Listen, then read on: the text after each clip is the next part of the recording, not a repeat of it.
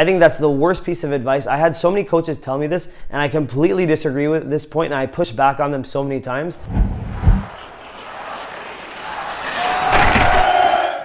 What's going on, guys? It's Brain from Advancement Hockey Advising here, and today we'll be talking about the top 5 on-ice skills that you need to prioritize as a hockey player. So hockey is a really complex game that requires attention to a lot of different skills in order for you to become a great hockey player. So it can be kind of confusing, which skills do I actually need to prioritize? Which skills, should I focus on, and then which skills should I, not ignore, but, kind of put on the back burner a little bit and visit, only periodically. That's the whole reason why we made this video here, because there are so many skills to choose from. We really want to help you hone in and focus in on the skills that really make the most sense. Now, with that being said, if you have a really big weakness in one of the skills that's on the bottom of this list, and that's your biggest weakness, definitely focus the most attention on that. But we're talking in a general sense, in a general category, the 5 top skills that you need to focus on as a hockey player to become as good as you can be. Before we dive into these skills here, as always, just a quick reminder to absolutely destroy that like button. And if you're new here and you want to see more content like this, consider subscribing and hitting that notification bell so you never miss another video moving forward. All right, now without further ado, we're going to dive right into the video here. Skill number 1 here that you should absolutely prioritize, and I think this is unanimous and there's no disagreement on this for hockey, that is skating. Skating, you can't really get far without it. You really absolutely need to be a good skater, especially in today's game, to really get somewhat far in hockey. If you're not a good skater, if that's not your strong suit, it really impedes you from getting to that next level. The strongest skaters are usually the ones that make it. There's guys in the NHL that don't have that great of hands, that don't have that great of hockey IQ, but are just really, really strong skaters, are really good in the corners, can really grunt it out on the 3rd and 4th line, and they make a living that way. When you're young, especially, investing time in power skating, all these kinds of things, skating, all the different types of skating you can do, different types of training, it's really important. It helps when you're older, but definitely when you're young, when you're developing, that's the most important period to become a good skater and to dial in those good habits. Now, in terms of skating, what's the most important? Because there's different aspects of skating. I would say being strong on your feet and prioritizing balance is the most important. Obviously, it's good to have a good stride, have good technique and all this kind of stuff, but everyone varies. Everyone has a bit of a different technique. You want to be as smooth of a skater as possible, but honestly, I think prioritizing the balance and the strength and how strong you are and how good you can be in the corners and all that from a young age, I think that's the absolute most important to practice, okay?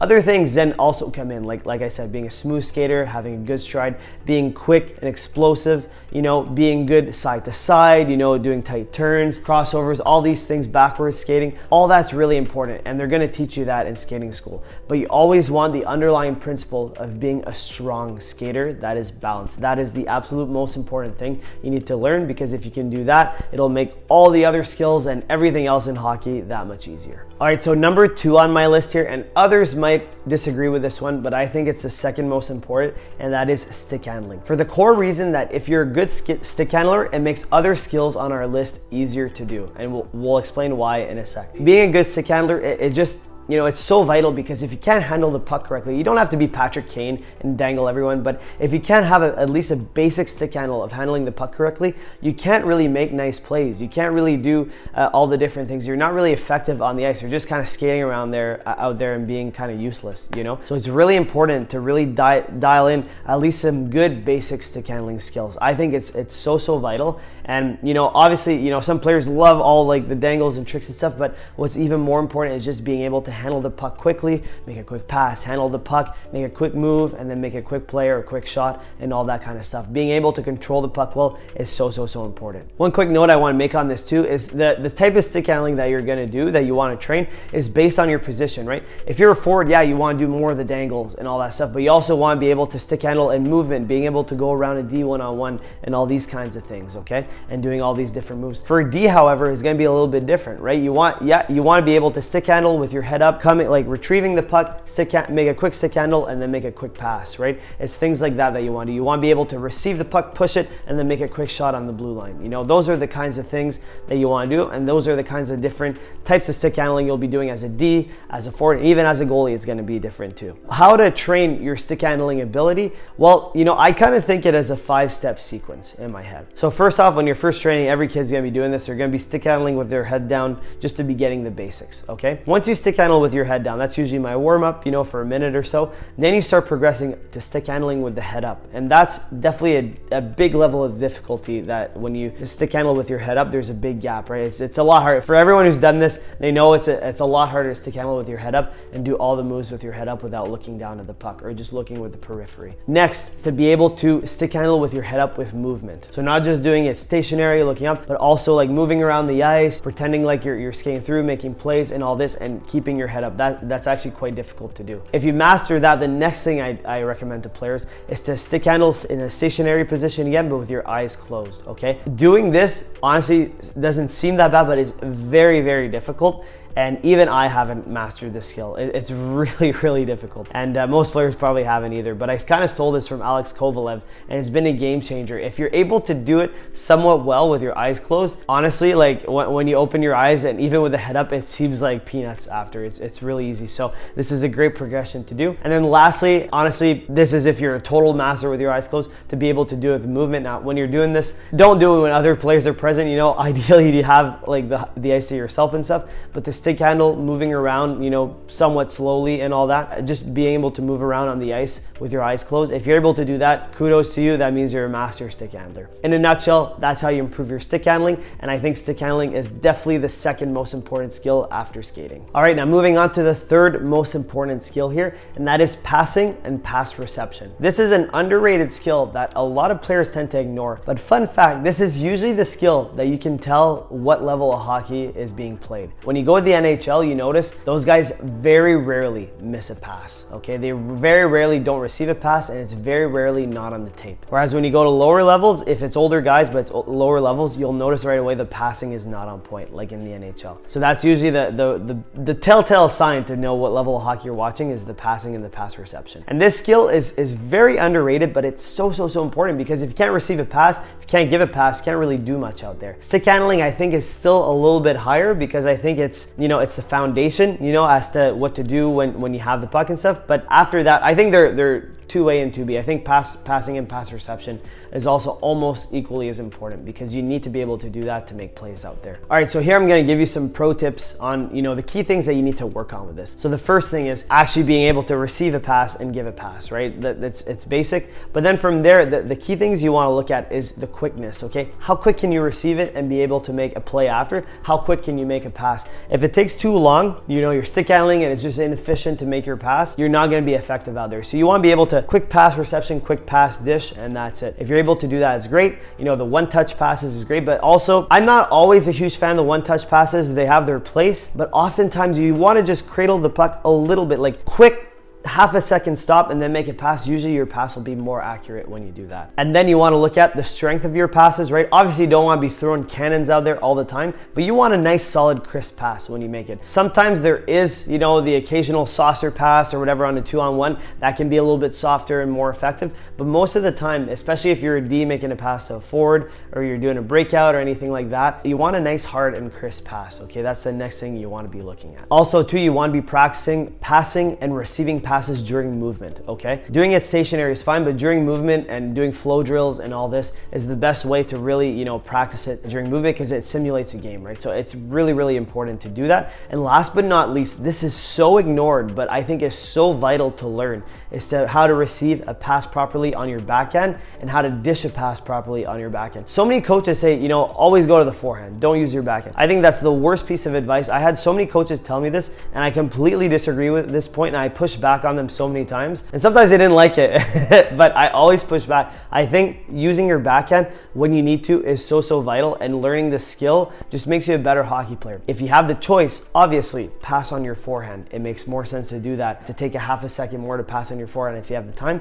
but sometimes you don't, and sometimes it is crucial to use your backhand. And if you need to be able to have that skill to pass on your backhand. So do not ignore this. And reception on your backhand is much harder than your forehand, but if you're able to do that, very important. Quick tip, just loosen your stick up a little bit. Don't be so tight on your stick when you're receiving it on the backhand. Loosen it up a little bit, and usually it makes it easier to receive that pass. Overall, that's passing and pass reception as the third most important skill for you guys to prioritize. All right, so number 4 on our list here is hockey IQ. Now you guys are probably wondering, like, wait a second, Braden, you know, hockey IQ is the skill that really separates the elite players from the good players from the not so good players. Yes, it does, But if you don't have skating, if you don't have stick handling, and if you don't have good passing and pass reception, your hockey IQ is basically useless because you can't really do much. If you know how the play works and everything, but you can't receive a pass, you can't make a pass, you can't, stick handle properly to get out of situation to make a pass then, and you can't skate around to be in the right situations,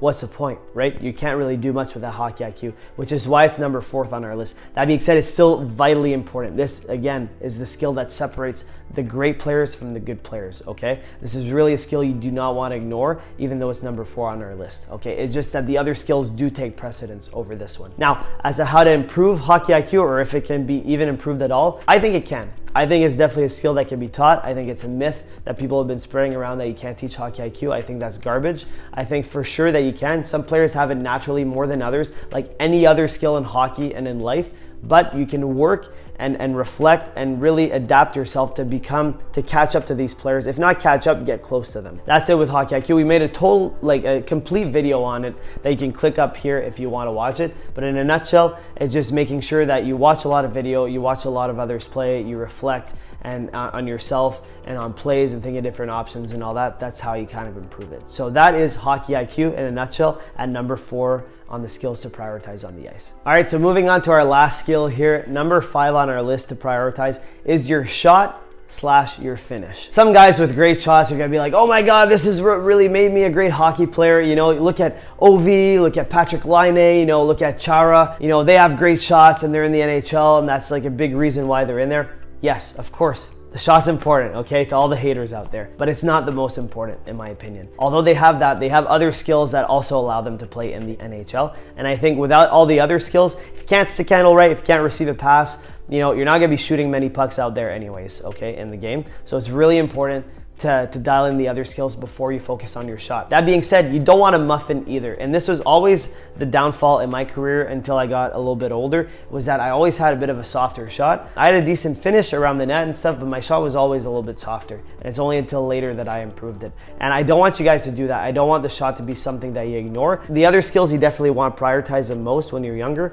but you definitely want to try and get a good solid shot in too. You don't want it to be your kryptonite or your weakness. So that's one thing I want to put out there. But in a nutshell, you want to focus on the other skills first if you can, okay? And the shot's really there. If the other skills are solid, then you come in and focus on your shot to make it better so you have a good shot so you can score some goals and all that kind of stuff. So in terms of what to focus on the shot, there's a bunch of different aspects to it. There's different types of shots, right? There's the wrist shot, snapshot, quick pass reception, snapshot, and then there's the one-timer slap shot, there's the slap shot. There's a bunch of different types of shots you can do and that you can practice. Also too, there's different aspects of the shot that you want to practice. So you want, first and foremost, I think getting the strength down is quite important, because without the strength, you can't really do much else. You want to be able to elevate it and to shoot it hard. And then after that, once you get the strength part down, you want to be a little bit more accurate, right? You want to focus on accuracy and how good that is. Next is the quickness, so quick release, right? That's super important. Once you get the strength and the accuracy down, I think being able to shoot it quick,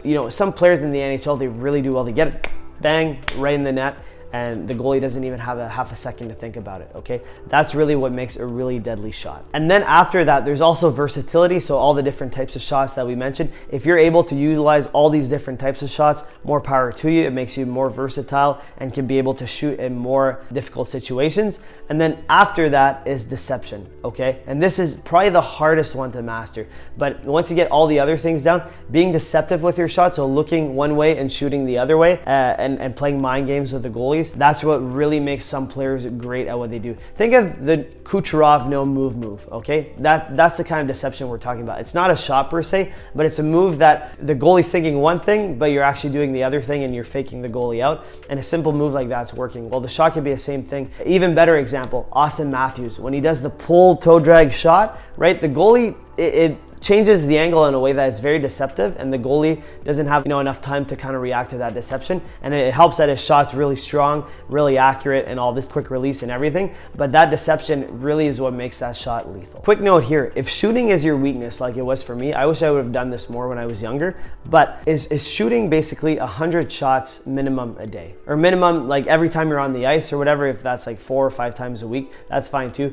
Shooting at least 100 shots either before or after practice, okay? Because that's really how you dial it in. There's no other way to get a good shot than to practice a lot. Again, some players can get it more naturally than others, but if it's your weakness, chances are you don't really have it naturally and you just really have to practice. And anybody can get at least a decent shot, at least a good shot. Anybody can get that. Not everyone could get to the great shot or elite shot level, but everyone can get at least a good shot where it's not your kryptonite that scouts look at and mark you off for. Okay, so 100 shots a practice or a day, I think that really goes a long way for young hockey players. And now just a last quick note on finish here. So the best way to practice finish, honestly, is to be with a goalie after practice and to really practice like little moves coming out of the corner, little moves like from a shootout or anything like that. Around the net, you know, receiving a quick pass and quick shot, you know, all these little types of little drills like that around the net with a goalie. You know, with a goalie is the asterisk here. You have to have a goalie to be able to practice it. I would say that's the main thing. So there's a bunch of little drills online you can find there,